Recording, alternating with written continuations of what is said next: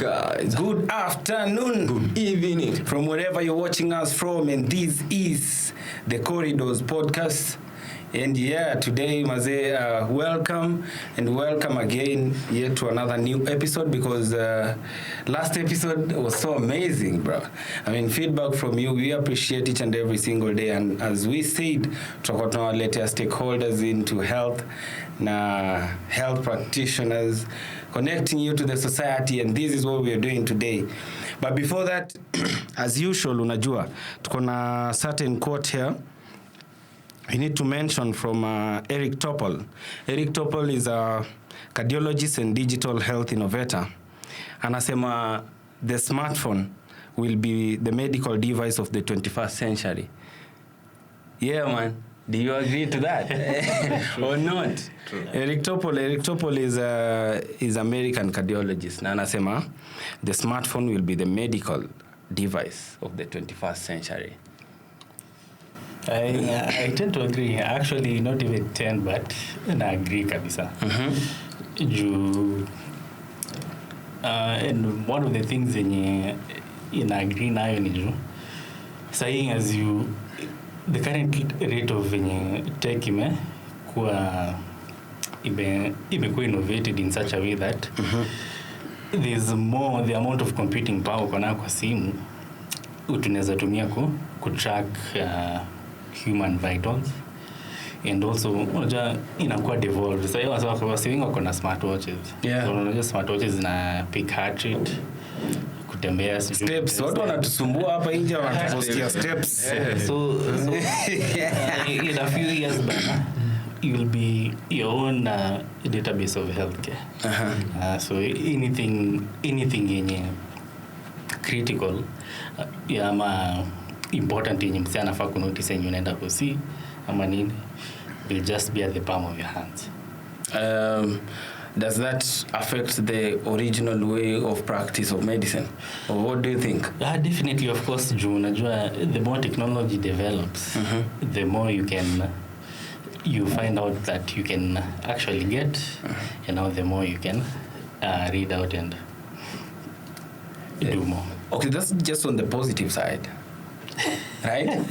That's on the positive side. Unless the negative side. What about on the negative side? The negative side basically needs to inafanya most of the people na rely more on the phone than actually going to the doctors. So itafanya kunakuwa na some missed prognosis and everything. Yeah. But basically the use of smartphone with AI diagnostic tools it enhance medicine. Kuna more pros than cons. So far, do you feel it may enhance? Yeah, for sure. Kabla I get back to who you are. Yeah, for sure. This one we are just breaking down the code, like, right? Ukiangalia sahi with the recent advancements in technology in terms of health, digital health na AI na healthcare zimefanya vitu zimekuwa easier. So siku hizi it's very easy to actually diagnose any kind of disease. Ni rahisi ku manage. Hata sasa ukiangalia people like don't need to go to the hospital ndio wapate access information. Yeah. So imekuwa easier to access even the information so that a person can actually think to go to an hospital and check. Na plus siku hizi tuko na big advancements in terms of healthcare. It's like squeeze kuna self-diagnosing or whatever machines, diagnostic tests and machines stuff, like machines. Utaenda squeeze kuna smart x-rays.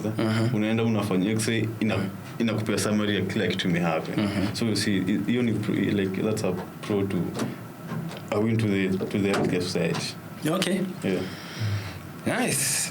So hiyo ni mambo ya Topol, bro. Na Topol is one of the cardiologists wamepata grants from the US government, a lot of money, man, to do research, and we believe tech has taken a chance in healthcare. So we have to give it a chance on conversation, stakeholders in healthcare. Yeah, man. Exactly. People should start actually embracing it. Yeah, people should start Running embracing away it. from change. Actually, Yeah, sure. So make sure. as a country ama as a continent let me say tuko nyuma sana. Bali. Sasa time as Kenya MOH wa embrace technology. MOH watakusikia watakudukua kijana. Hold on hapo kwanza about MOH. Tunao tuko chini. Si ndio? Nimekuwa nikiangalia tuko mbali bado. You have a long way to go. Yeah. But yeah, thank you for that. Thank you for breaking down the code. Apparently, you guys are welcome onto the corridors. Thank you. Thank you so And before maybe you feel welcome, Kabisa, we want to make our audience very welcome in this perspective. Nataka wajue, who are we sitting with today on the Corridors podcast? Apparently, you can introduce yourself, alafu we pick it up from there. So nafaa kusema jina zote. No, do you, man?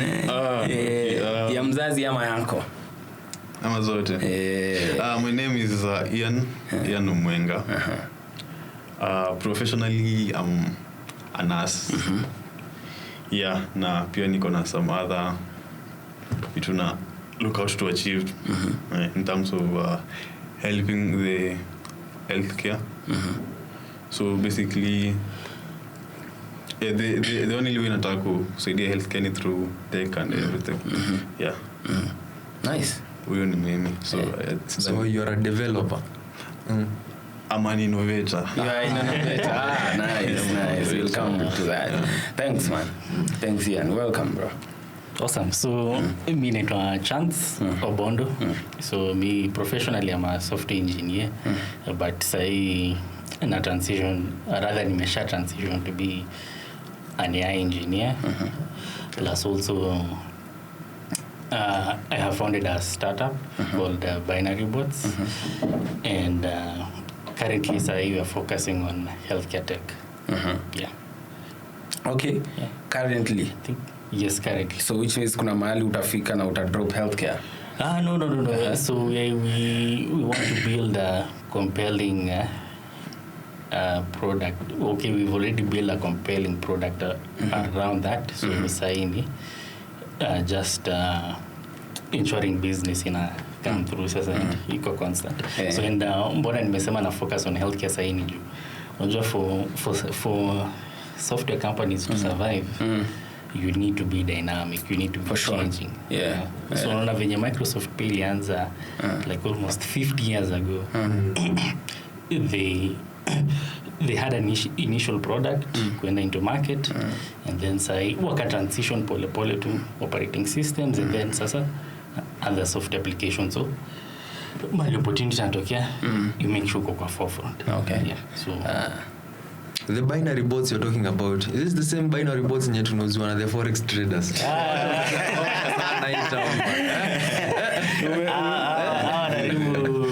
wanatumia jina za tech vibaya. Hey, binary wametuzia hizo bots. Yeah. So and actually maybe I can just dive into why it's called binary bots. So the initial, it's called the BY, it's the binary bots in BY and ARY. So the BY part of it is bits. So there's a way in which information is coded and stored in computer. So we have bytes and then we have bits. So we took a combination of the bits part and then the bytes and constructed it to a name SAS. The same way venye other guys do. Yeah. God damn it. Yeah. Bro, nasikia kana. Nasikia green. Noma. Kuna ule boys si host na yeye. Aitwa Brayo. Yeye ndo anasema alikuwa anapenda hizi vitu na do. But si ati alikuwa anapenda computer packages. Yeye alikuwa anapenda computer packages. Kutype tu na speed na nini. Hakuna kitu anajua ule kijana. Wewe Brayo, kuja kusema maneno. Bado tu nikupenda computer so. Si ndio? Sawa. Nice. I mean, only steps ndo. Exactly. Si ndio? Lazima. Lazima. So ideally Actually, umesema you are a nurse, Ian, and I want you to, keeping in mind that you understand tech, na you're trying to merge it with healthcare. How is like your normal day? Assuming leo umeamka asubuhi. Shughuli yangu ni crazy, bro. Okay, first of all, mimi nakuwa na routine. Okay, so like professionally. I know any like a normal day So for you to develop or come out with something. So basically, for me, nikiamka asubuhi, the first thing I do ni basically pray first. Nice. After hapo, I take time, freshen up and shit. Oh, there's a curse. Feel free. Feel free, bro. So you freshen up and stuff. So after hapo, I don't do much of social media. So I tend not to ignore everything on socials until like after like 3 hours after hapo. So then basically first naingia X. So X, most of the things me I follow ni mambo na tech, healthcare, some other conspiracy theories. So basically I tend to do some researches or some readings into tech, nini may happen within the country ama worldwide. After hapo, unafanya vitu zingine kiasi. And also like siku hizi kama sijasoma kitabu. Basically ni hivyo. Maybe so zingine watch something. So nyinyi mnatu advise we get into tech, like you guys go the old ways of reading books, right? You see what they're trying to do with Kalori? Yeah, I see. But you see now, the tech thing, like I saw Elon Musk the other day, he's training his AI using what writers have written. Exactly. They even sued him actually for $100 million or something because they are using their works. He's using Exactly. He's using their works to train his own AI. So I think there's something about writing. But basically, books are everything. Research is everything. So without books and research, hatungekuwa penye tuko. That's why for a basic human human anafaa kufanya, anafaa kusoma. Hata kama ni kitu kidogo per day. To boost the mind and everything. So na plus quiz pia najaribu kulearn programming and stuff, so pole. So nice, that's good chance. Yes. How is it like for you? So me typically I go to sleep very late. So you need normal for someone in tech industry. Exactly. So maybe around saa 9 asubuhi ama saa 7 asubuhi. So and first thing naamka, of course venye Yano amesema, at least you pray kidogo. And then second for me ni I dive deep into social media. So and lazima nijue kenye inaendelea. So some crazy thing might have happened. Unaweza kuwa na trend. I don't know. Geopolitical. Unaweza kuwa na trend na wewe mwenyewe ujue. Hata pia geopolitical kama it was around 3rd Jan.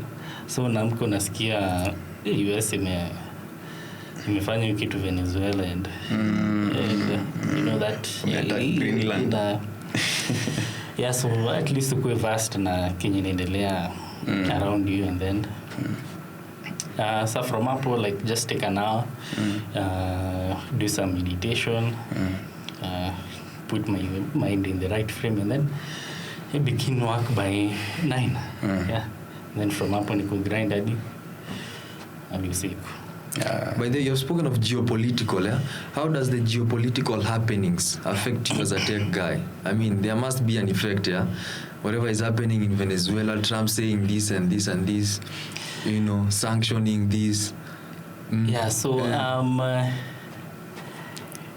I'd say in geopolitically, I'm usually very interested. When events happen, you want to know the causes. Why did this happen? And try and identify an opportunity. Unaona kama for example how should I put it? So unaona kama for example Sudan, what you have going on in Sudan, okay? So and it's turned out to be a very large humanitarian crisis. Okay, so and so the challenges people are experiencing there is an opportunity to actually, you already know there's a problem because there's a challenge. Okay, so now it's up to somebody like me to figure out in terms of tech what can we do, or rather what can be done to actually ease or rather mitigate those challenges. Exactly. That's why it's important unajua pia at least unajua say how do they work, unacheki how do they work na wako wapi technologically.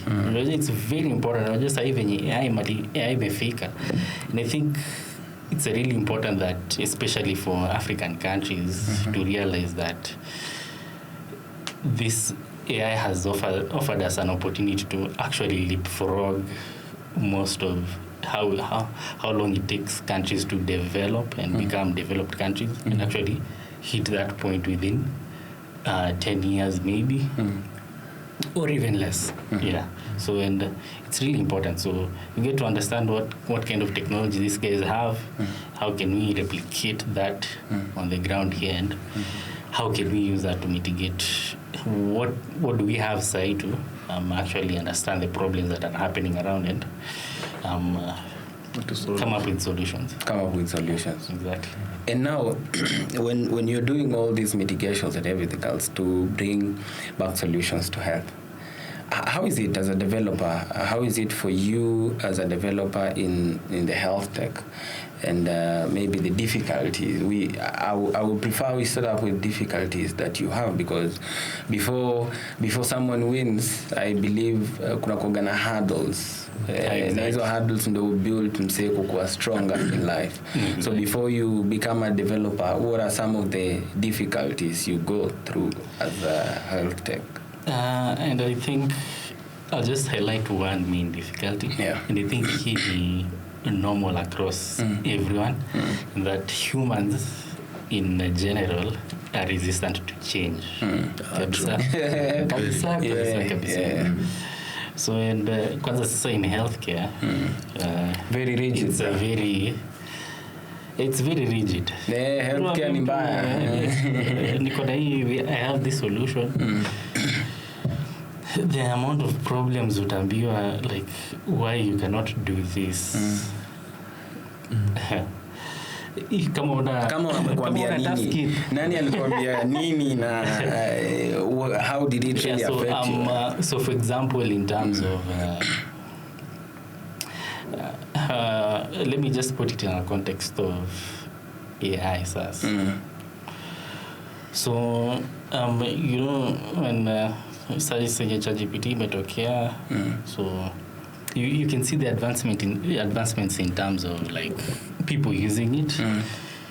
So and actually say when ChatGPT ilitokea na sahi, that's almost like over 2 years ago. Over 2 years now, yeah. And sahi wasana itumia mainly 22, right? 21 kisha. Yeah, nice. Exactly. So sahi unajua wase venye iko sahi, most people wanatumia actually to consult on their decisions. If you have a burning healthcare question. Your study ya US ilikuwa nasema ati siku hizi most of the people wanaishi US they don't whatever seek medical attention ama advice from doctors siku hizi.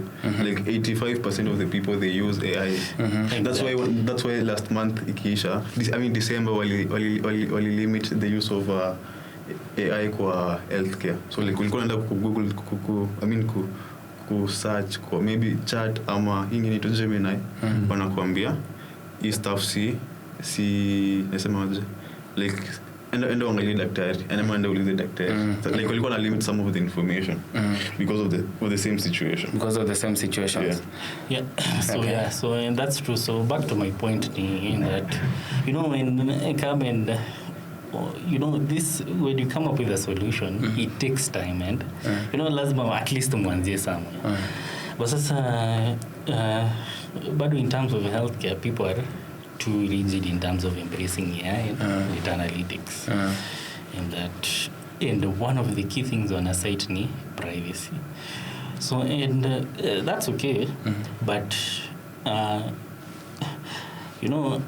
but even if you come up with a tool that handles your part of privacy, by the time you convince someone actually like in your workflow alikuwa anafanya sahi kwa healthcare facility, by the time actually you need at least that wa incorporate that piece of software, it's going to take a while.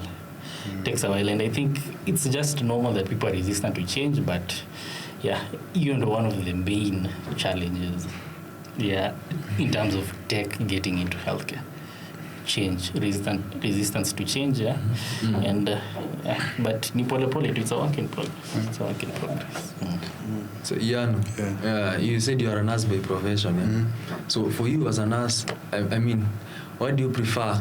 What do you see? What is the gap that you see that is in health that really needs an attention when it comes to innovation and developing and ensuring the smooth running of things in these facilities and in the healthcare system as a whole? Hey man, the gap you up on it big, bro. So basically, acha tu nipe an example. I was reading something jana. So MOH with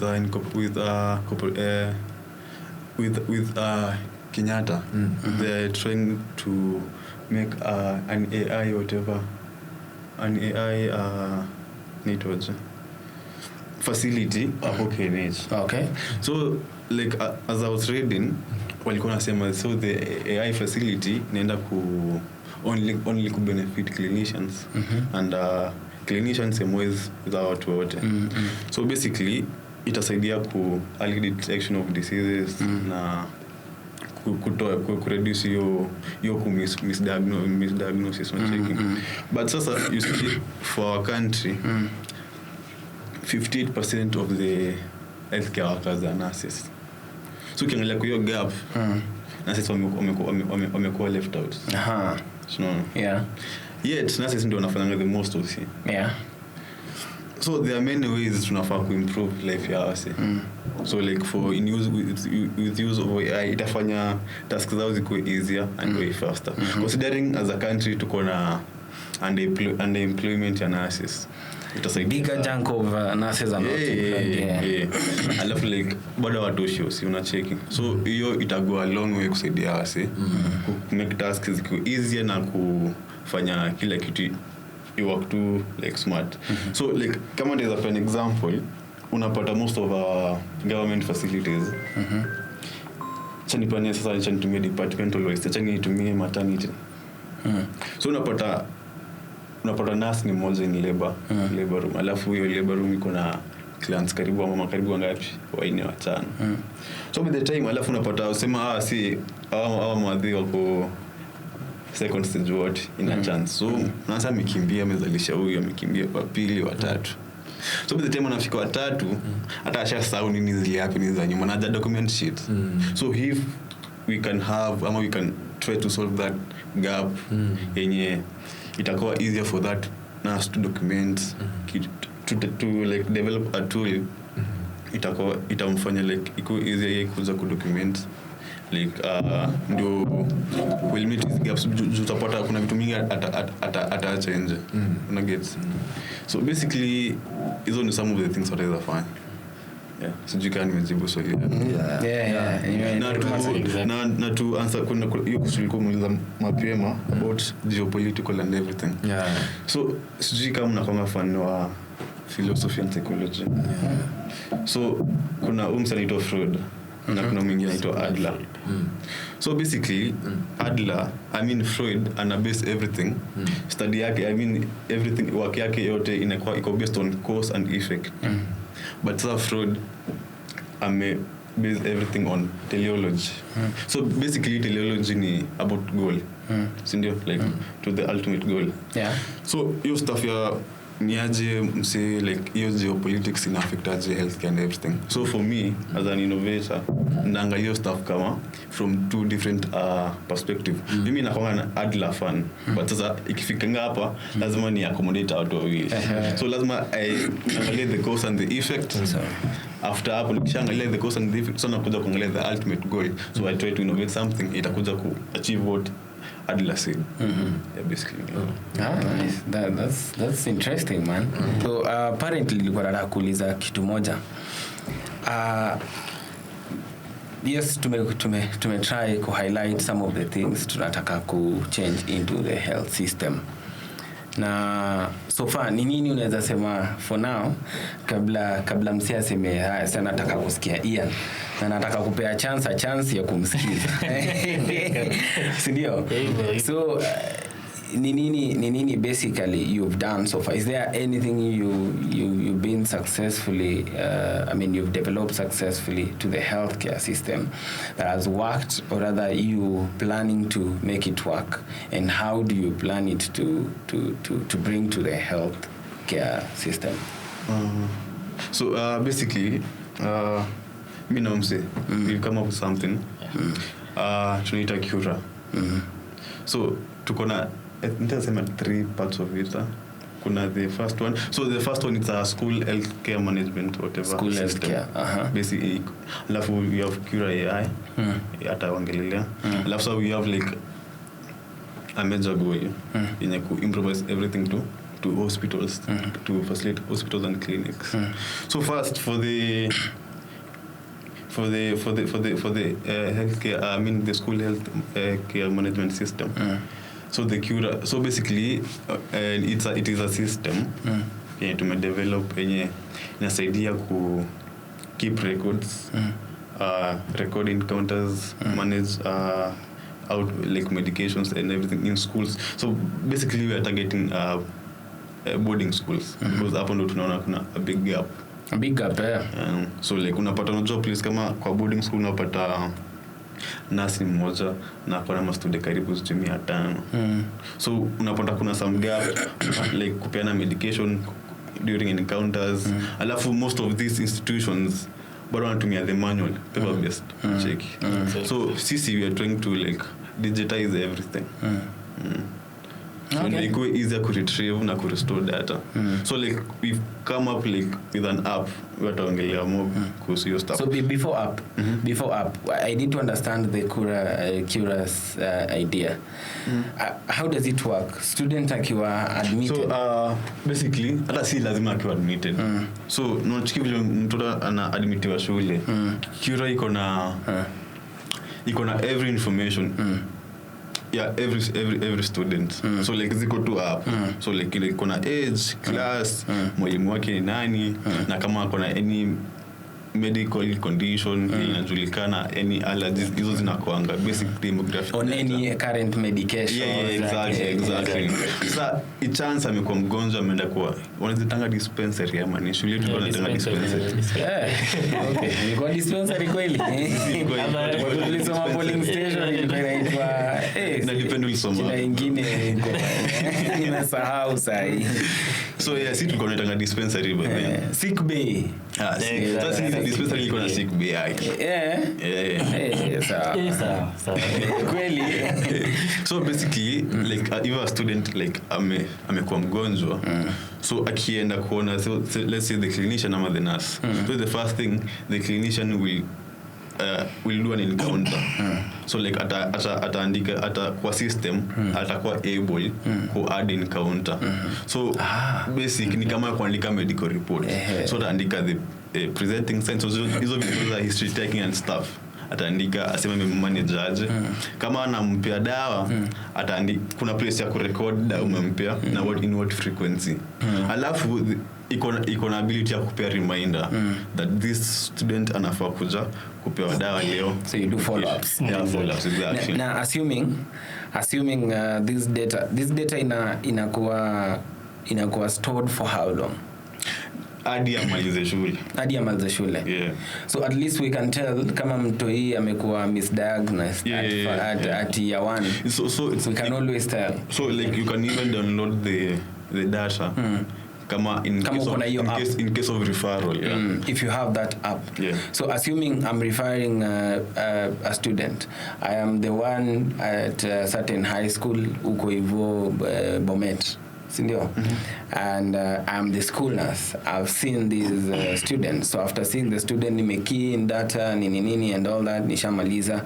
And then I refer the student to Kenyatta National Hospital, and then Kenyatta National Hospital, there's a clinician mwenye ako hapo. So if they want to communicate together data, he say that they download the app, or if they had the app earlier, like, what does it like the nurse or the clinician at school can be able to download the data na the physical whatever. So to download and then now apewe. Ama you can do the PDF then send. Yeah, nice. So it's basically the data in a code downloaded as a basic PDF. Yeah. I think it will help us curb some scenarios like the one that was it Njoro? Yes. Njoro girls. Yeah, so you see for the case in Njoro, something iko easily avoided and prevented because autopsy imetoka anasema ilikuwa cerebral malaria, something cerebral. Autopsy imetokea and the family is okay with it. They feel like it's something in maybe could manage it take the shortest period of time. It was so acute for them to say that they would have managed. What do you think about that? But basically, regardless of the autopsy and everything, tukona semaje sasa, like for us, what we're trying to do to make everything easier for the healthcare provider, na pia for the safety of the students. For the safety, yeah. Most importantly, yes. Yeah. So in our case, for that case for Njoro, kama alikuwa na any previous whatever illness, ingekuwa easy, ataka angekuwa mgonjwa na angekuwa mgonjwa angeenda hospitali, watu wangerealize haraka kuna shida, angetritiwa kuliko kuassume kungoja mtu akuje kupass. Exactly. And just to add on it, you know, one of the reasons why we developed this system ni ku counter such things, you know, and when such an incident occur, it gives you that, it compels and it actually offers evidence that your solution is actually needed, because we developed cura to actually prevent such disasters from happening. Because a student, when a parent bestows custody to a school, you know, it's up to the school to ensure that it provides ultimate care in terms of health. And you know, when something tragic happens, that is a generation imeenda, a big generation, bro. And it's not just only the generation, it also traumatizes the students. Exactly. And it is the post-traumatic stress disorder that it's not easy to, you know, exactly, to manage. Exactly. And so it was unfortunate, and it may happen in weekend. You know, one of the things in a heartbreak we for us, for in our case, we already have a solution to this. So now it's really up to us to actually go out there and push it and ensure that technology, because as I said, and actually from your quote from earlier, whatever we developed is an app. So, and you really don't have, you can, whenever a student falls sick, that encounter is recorded. Whatever medicine they are given, is recorded. And you know, for in this case, Pia, you're able to ask, because you're collecting this data, nurse is able to ask the question like, is this an isolated incident? Other students Pia are developing such symptoms, and it could be an outbreak. Maybe there could be an outbreak going on into the school. And due to how our past diagnosis actually treated by from before, and so technology being embraced in schools is a key important aspect to us, and I think I'll also just point out why we decided to go to schools. And tumeona unzo tumetembea in hospitals na tumeona like usi ziko na systems nini. So and sahi Maritech imefika. I think it's devolved in such a way that you can implement small scale solutions to any problem that you might find. And in terms of healthcare, I think health imefika mali. We need to digitize student healthcare in schools. So the AI you're talking about, that app, can it be used on a personal level? Like for tracking my own progress? So currently, the way we have developed it, not yet. Okay. So we are working on our version 2.2. Okay.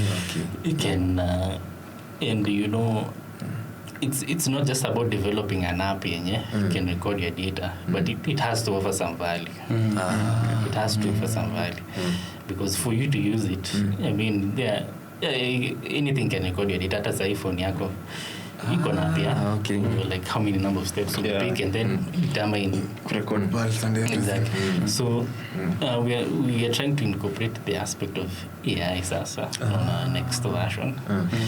And so from hapo, if you're using that app, you're able to like notice patterns, and whatever value you're seeking, you can always be able to get it. Okay. So basically on this app, it's a cure, yeah?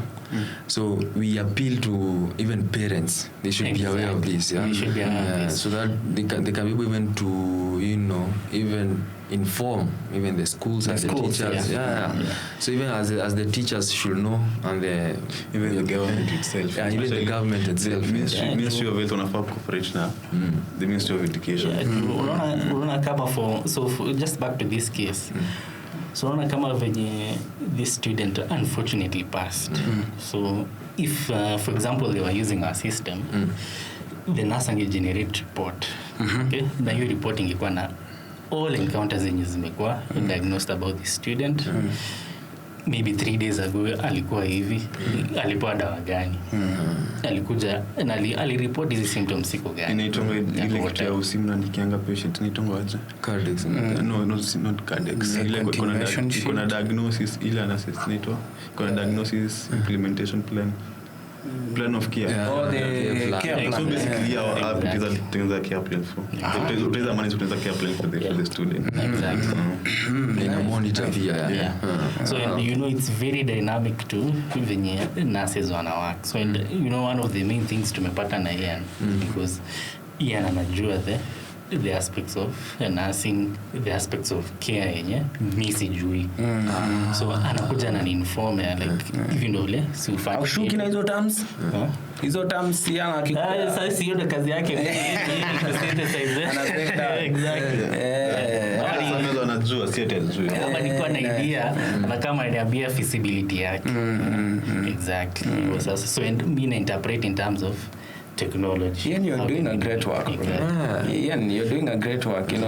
Trying to make sure that there's someone else out there who's understanding the healthcare system and how it works, and giving a solution to it. That is a plus, and we should give you your flowers, man. Thanks, man. Tuko February. Absolutely. So Chase, I mean, for those who want to understand it, they want to integrate it, maybe because they have not incorporated it because they don't understand. How do you go about it? Yeah, so currently, before we even go to you paying us or anything, we want you to see the value we are offering the school itself. So we offer a 1 month free onboarding trial and everything. So it comes with the full system itself and all analytics. So able to onboard each and every student mwenye anapata encounter, check the analytics real time. So kama ni leo labda for example 10 students wamekuja hivyo for 1 month for free. Any challenge yenye inatokea, we are there to support. Any new workflow yenye the nurse anataka within the system, because our system is also adaptive to how the nurse works. So any new workflow pia anataka, we'll configure it kwa the app itself. And then sasa in terms of reporting, in terms of the school, for the school to see the value back, you are getting the full analytics dashboard, and also you're able to generate reports in terms of the student alikuwa treated hivi na hivi au ilibidi apewe referral to see, and this was the reason why. And Yeah. so Interesting. Yeah, that's very convenient. Yeah, very convenient. so before 1 month trial. before you commit to anything, you just see we want you to see the value of what you are getting beforehand. Man, that's interesting. So you try it out and then you tell us. Okay. Yeah. Nice. Sasa hivi kuna idea nyingine nataka but hata sijakuchapia induction. Nyuma ya screen. Siwezi sema what idea. Watu wako ready sasa hivi wanasikiza wanasema aseme hiyo idea. There's something I want us to work on. And I believe itakuwa revolutionary. I think from the conversation we're having right now, I want to trust that we only need like 1 school or 2 schools to pick up this idea first. Exactly. So that people can see it's working. And plus unajua tulikuwa tumefanya research tumetembea huko nje kama shule. Tumetembea. So most of the how is the response from schools? Ni positive. So the problem is you accept the change. So they do acknowledge they don't have accepting the change. Is it because unajua kuna vitu more involved? Kuna financing and kitu wa mention kwanza mainly ni finances. And for in our case, this solution is actually very cheap and very Okay. So and we only charge. So assuming today a school wants to use this program because niko na beshta yangu ni fan sana ana watchigi episode kila siku. And na akona certain nice academy somewhere. I'm sure anaweza kuwa interested kusikia how much might it be for someone to get this app and use it for how long and something like that. Okay, so ideally first of all there's the initial setup cost that we do because we've already developed the app and everything else. So what we just need to do is onboard the students and actually let me just first begin to what you are getting first.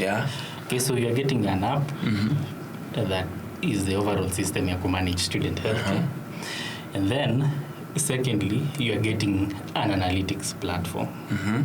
So from this, and why we are doing an analytics platform ni unajua venye tumetembea kwa mashule and hizi shule ziko na nurses, so walituambia they do reports. Okay, so but wanafanya reports manually. So anachukua kitabu yake anaandika 900 exactly. So ana summarize kila kitu yenye alifanya for that month within in a notebook yake. So you're getting the system itself plus an analytics platform that displays the number of encounters, the treatment, the successful treatment rate, diagnosis zenye zimefanywa hiyo mwezi, students wenye actually getting sick again after being treated within a span of 7 days. Okay. So maybe that could indicate an underlying condition somewhere. In terms of the symptoms being detected within the schools, within the school itself, school setting itself. So you're able to see like how many, we have just a very good section there that points out this number of students have reported this number of symptoms, this specific month. Also in terms of the medicine being used, you also get the school is also able to see on a real-time basis. The analytics itself. So the initial setup fee we are doing that for all of that, setting it up, onboarding the students is 65,000 only. Nice. And monthly maintenance for just ensuring that the data is being stored and the analytics is up is only 10,000. That's manageable. For school. For a school it is. Because if a school is doing a newsletter today, sisi tulikuwa nataka mkitaka kununua basi, unafanya newsletter wanasema kila mwanafunzi 800 shillings mkitoka nyumbani. Niko sure kuna mwalimu pale shuleni say if they do the newsletter and waeke that kila mwanafunzi anafaa kuja na 150 shillings for hesabu ya haraka.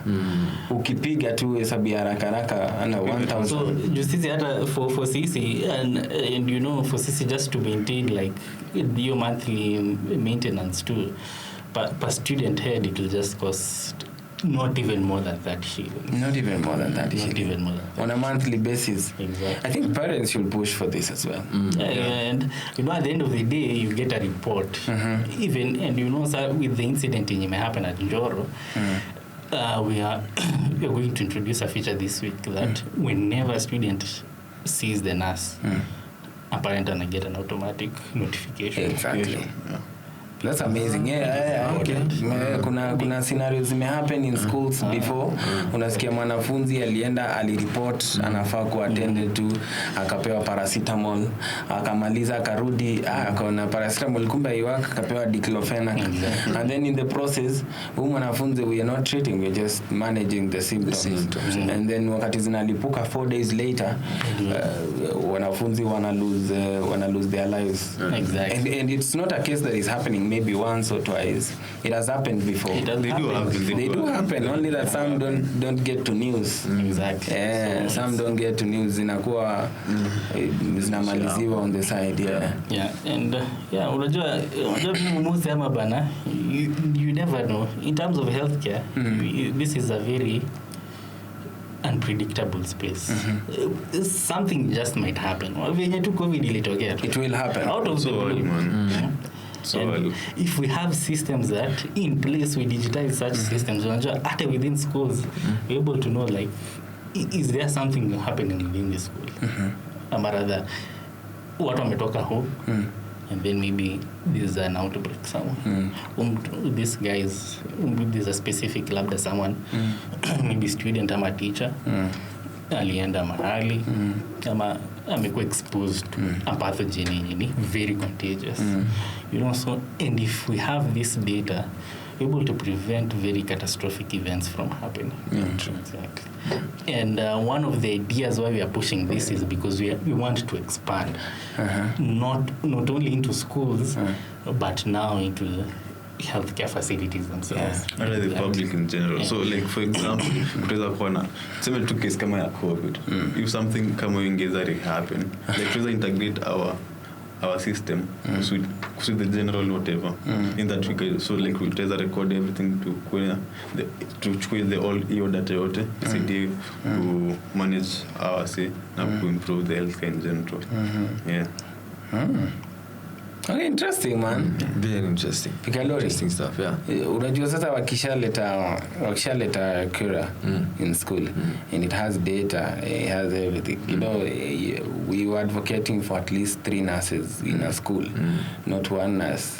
Kuna kongana 2 nurses, kuna shule ziko na only 1 nurse, na kuna shule iko na what we call matron. Shule iko tu na matron. Inaga qualified medical practitioner.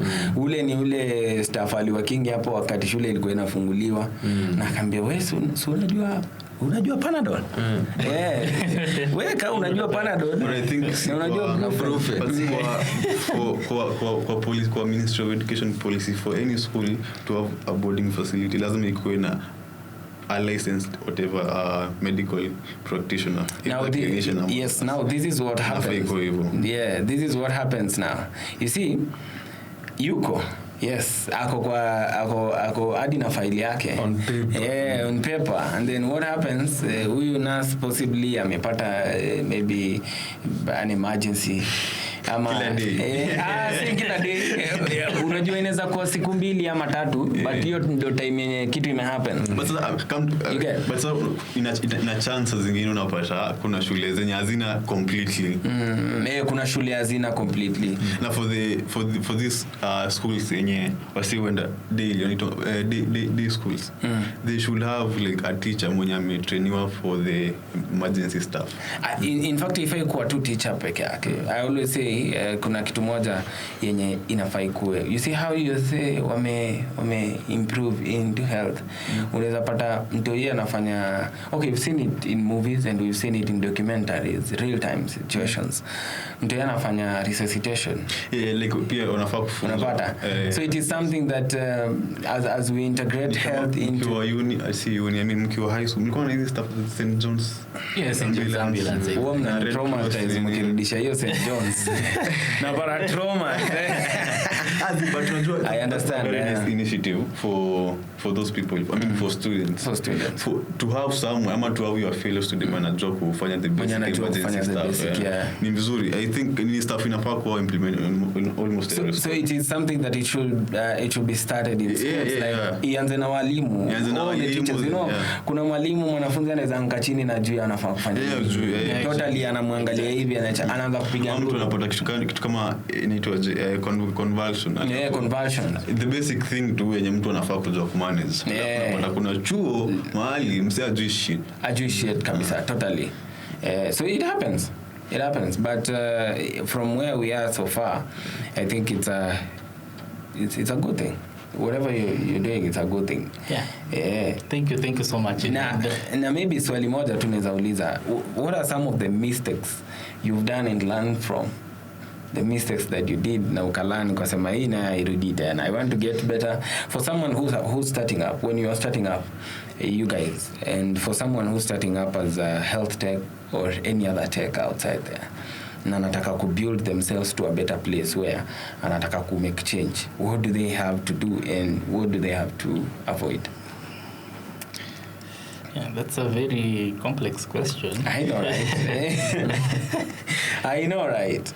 I think, what I just say, you need to, and this I'm quoting from a very compelling CEO that I really like, and it's Alex Kapp. You need to find a compelling idea first. Yeah. Like, why are you doing what you're doing? Why are you interested in doing with that kind of problem that you want to solve? Okay, and that why will now will enable you to get into work, to get to access. And so, in that process, there's for in our case, kuna a lot of challenges, and one of the challenges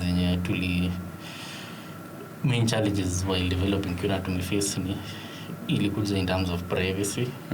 Privacy, like some students have underlying conditions hawataki expose, so you have to go back and renovate the system in a way that only a handful of people who have the right credentials can see the data. So it's once you have your why, then now the challenges that come in terms of you implementing your solution you'll always find a workaround about it. Okay. So you just need to have your why and your why. And now the why will propel you to the next because decision making and all. Life is dynamic, very dynamic, and I cannot have that one. You can't have that one solution to success. True. You also need to be dynamic, but that does not prevent you from collecting information. And that's why it's important to also read. Exactly. Unaona alipata hii challenge, alafu sasa mimi niko in this. Ugali manage hivi, so mimi nitafanyaje? For me, I don't usually say kuna mistakes. I don't believe in mistakes. Okay. I don't believe in mistakes. So basically, everything we do, everything someone does, it's more of a learning. Use everything as a learning experience. Interesting, yeah. So from whatever we've done in equal work, we try to learn from it and try to improvise. I mean, basically, so ichukulie hivi. So someone is developing a system, not like a system ama machine. At first, haiwezi work vile unataka. Hata ikiwork, you'll always try to improvise to make it better and better and better. So for us, I think you need to push. Yeah. Okay. Very interesting, sana. And the most interesting part of it is you don't believe in mistakes. Once you shall commit to something, it may come back on you. I mean, that's past, man. That's past. Now you can't fucking unchange that shit. So the only thing you should do, just try What's next? Yeah, try to figure out what to do. Uifanye vizuri, perfect it, improvise. Yeah, and eventually you'll get where you want to be. I'll be looking forward to a place where I think getting to schools and making a move to a certain nursing school, and then they tell us, this is how we use Cura, and this is how it helps us, and this is how we improvised it to give it the best care to students. Yeah, for our system, Maska nasemanga hivi, the future is so fucking bright. So for our system, the future is bright. Lazima tutafika hapo. And I'd challenge you, don't even think about it, say, picture 2040. Let's push ourselves to 2045. And then Time traveling, nakuja shule nasa niambia ati bado natumia karatasi na kitabu ku. But it doesn't make any sense. How does that make sense? Just ama niende tu hospitali labda Turkana na pate tu bado they're using paper-based manual systems. Hata wana any software handle healthcare. You know, it makes sense. It makes sense. Exactly. Totally, it makes sense. Hata sahi bado it makes sense. Yeah. Because 2030 tulikuwa na vision 2030. We are in 2026. Sasa tuko 24 years. 4 years. But tunajua kuna wase wana achieve hiyo vision. Kuna wase wana make it move. The problem is where we are. Already you are part of the system that is achieving the so we should be program. the ones who should try to make that shit. Because even if you don't participate, someone else will. If you don't, someone else will do it. Someone else. It's only speed, Exactly. You integrate it. Ujue venye uta. Unafaa kustrive ku reach mahali unafaa. It's like I don't think it's like I don't think online TV and online media was supposed to be part of the 2030 program. But unakumbuka when you know when someone woke up and was like tunatoka analog tunaenda digital and bro you couldn't do anything about stuff it. ilikuwa tu once Ilikuwa ni once na negotiable the first time only colored TV. Color TV, exactly. We don't have ilikuwa to like in seconds, man. Yeah. We still do in seconds. I mean that's the same thing in for digital healthcare. Yeah. Now it only needs one person. Me always say it only needs one person to listen one to soul. it. So it doesn't matter how many views we are going to get on this podcast. It doesn't matter the thousands of views we're going to get on this pod, because kuna tu mse anasikiza anasema ona sasa you know, and then kuna ule mse anasikiza mena ameipatia amechukua notebook ana note anangoja aulize swali yenye nataka kuuliza next. Hawa si ndawapata wapi? Assuming nataka kuwork nao sahi, hawa si ndawapata wapi? Yeah, so we have our own website, binarybots.com.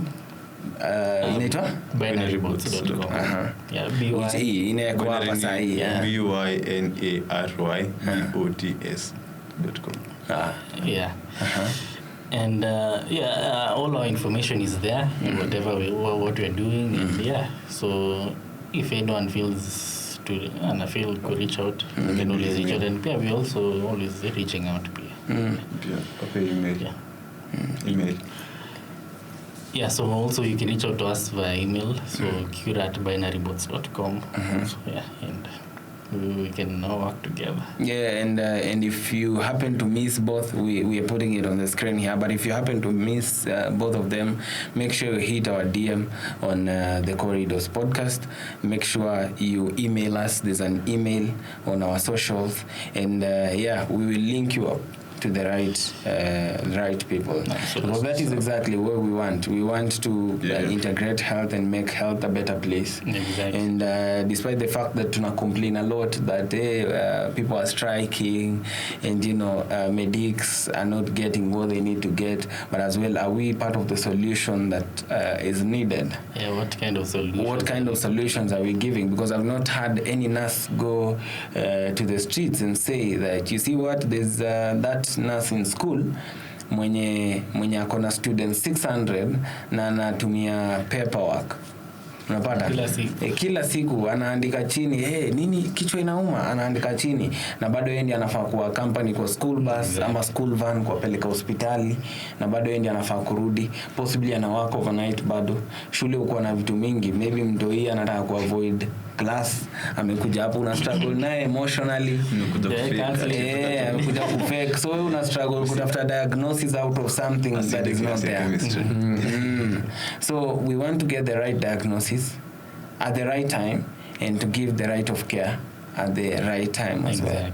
Sindio? Exactly. Yeah, man. I really appreciate it. Is there anything else you feel we are leaving out? In terms of us, information. In terms of information and you, man. Yeah, so and I think the next thing, and that is, and maybe I just highlight this, that sasa the next focus ni, and what you're focusing on, what you're planning to focus on next ni data integration in terms of healthcare.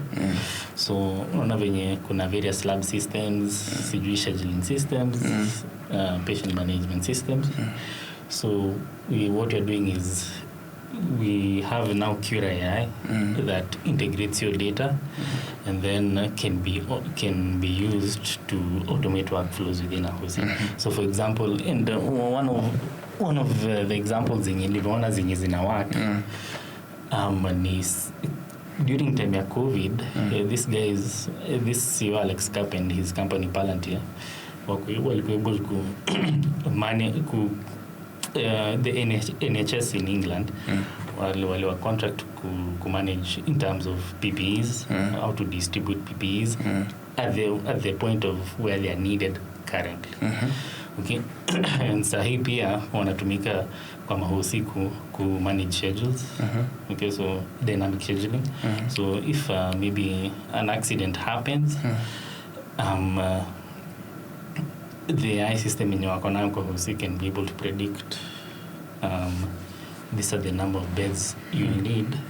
So if kama any hospital admin was that I have 15 people on bad accidents, I need 15 beds. So within the AI system itself can, like, within a few minutes tell you which patients were eligible for discharge, suggest the necessary paperwork ya kufanya, and then human in the loop, hospital admin and approve, na patients wanakuwa eligible for discharge ama home care wanapelekwa nyumbani. You have capacity then available to admit new patients. So yeah, future is bright, and what I tell Kenyans we need to say for healthcare. In terms of healthcare is a national security issue. We need to make sure we are the best we offer, and even in terms of creating jobs, if we can prove that to the world that we are the best in terms of healthcare, we'll have something extra to export to the world of the end and develop our home. Exactly. Thanks. Thank you so much. Thanks for the detailed communication and information, man. Right? We appreciate your time. Personally, I've learned a lot from you guys. There's some information I've gotten here that I didn't have, especially the integration of the Cura AI, the way you have explained it, how it will collect data. It's like you're giving me an idea actually to even try something out now, outside that now. Exactly. Yeah. So whoever is listening to, I hope now you listen and get something. Yeah. This is why we are here. Yeah, and continue the good thing, man. The way you have said, in 2040, we'll be somewhere. The world will be somewhere, you know. Exactly. Yeah, the future is bright. We need to make sure sisi ndio tuko pale. Yeah, that's the point. Exactly. Na hakuna mtu atakupea hiyo kiti, so lazima work grab, bro. Ichukue size. Yeah. Man, thanks for showing up, Ian and Chance. I wish you all the best, man. Thanks, and we hope anyone who's listening today and they want to try something new into their whatever school and to integrate health in their companies and all that, they're gonna reach out to you. You're manageable enough financially. I thought nilikuwa nataka kusikia hapo hivyo utatupatia 1.2 million. Okay. It's very manageable and you know the main reason bora ni manageable is pia the solution, the underlying technology to implement ni manageable. It's it may develop in over the years yenye you ask yourself mbona sahi to digitize it is that easy ni vile tu watu wataki ku. It is easy. But they will. They are going to watch and listen to this pod, and thereafter the episode itafungua macho. We'll talk about this again someday. Thank you so much. I'm looking forward to coming back. Yeah, so thank you so much, guys, and adios. Unless Picalori has something to pick it up. No, I think that's it. And bless up, guys. Bless up. Thank you for having us. Auf Wiedersehen. Yeah. Tschüss.